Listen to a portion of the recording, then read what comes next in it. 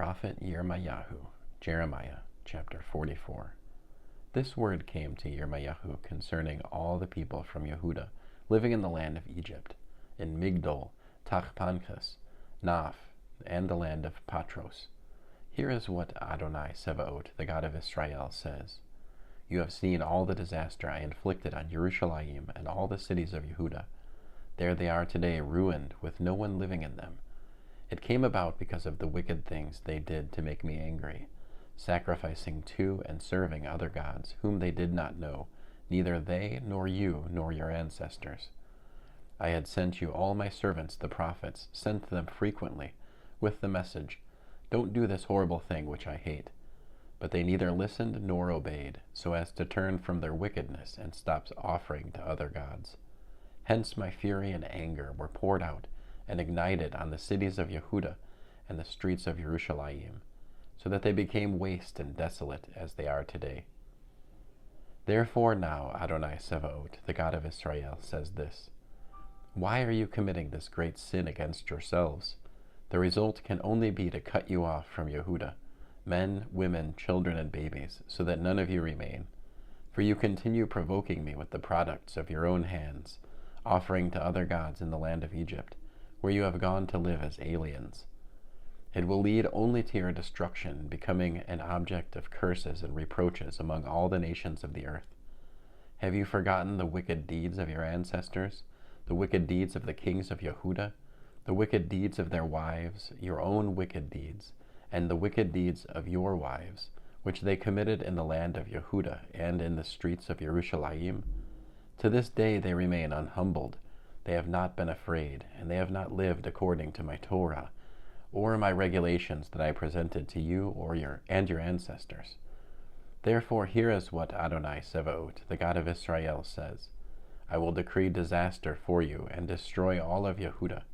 I will take the remnant of Yehuda, who determined to go to Egypt and live there as aliens, and they will all perish.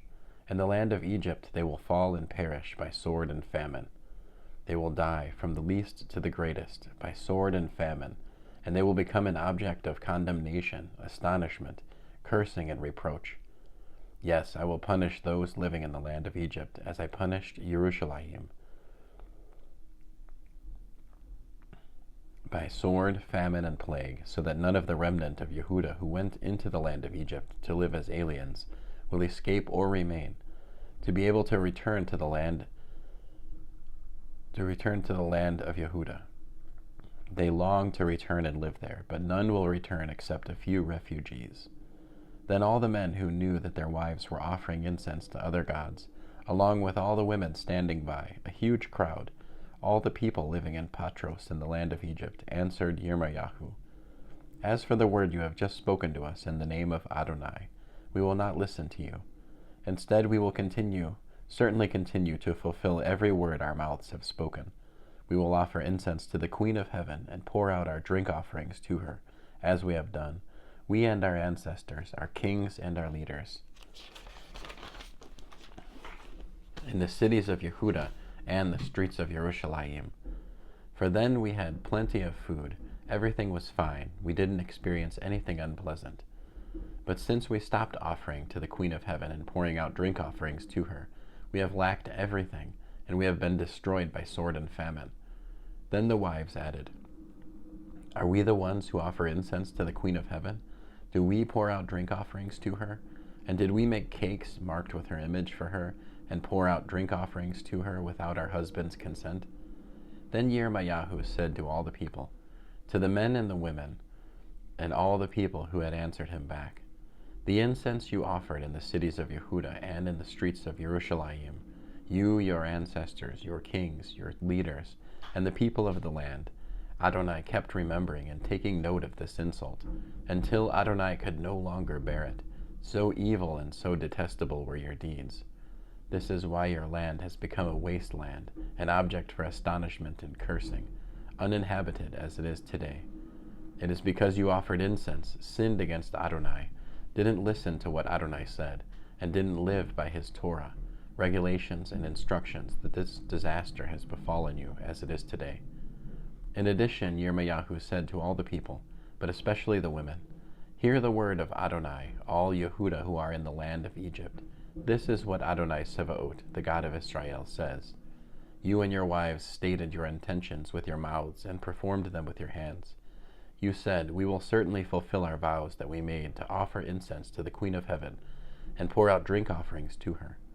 Without doubt, you will indeed fulfill every point of your vows. Therefore hear the word of Adonai, all Yehuda living in the land of Egypt. I swear by my own great name, says Adonai, that no man of Yehuda will speak my name again in the land of Egypt, swearing, as Adonai, God lives. I am watching over them for harm, not for good. All the men of Yehuda in the land of Egypt will be destroyed by sword and famine, until none of them is left. Those who escape the sword will return from the land of Egypt to the land of Yehuda, few in number. And all the remnant of Yehuda who went into the land of Egypt to live will know whose word will stand, mine or theirs. Moreover, here is a sign for you, says Adonai, that I will punish you in this place, so that you can know that my threats of disaster against you will come true. Adonai says, I will hand over Pharaoh Hophra, king of Egypt, to his enemies, to those seeking his life, just as I handed Tzidkiyahu, king of Yehuda, over to Nebuchadrezzar, king of Bavel, his enemy who sought his life. End of Jeremiah, chapter 44.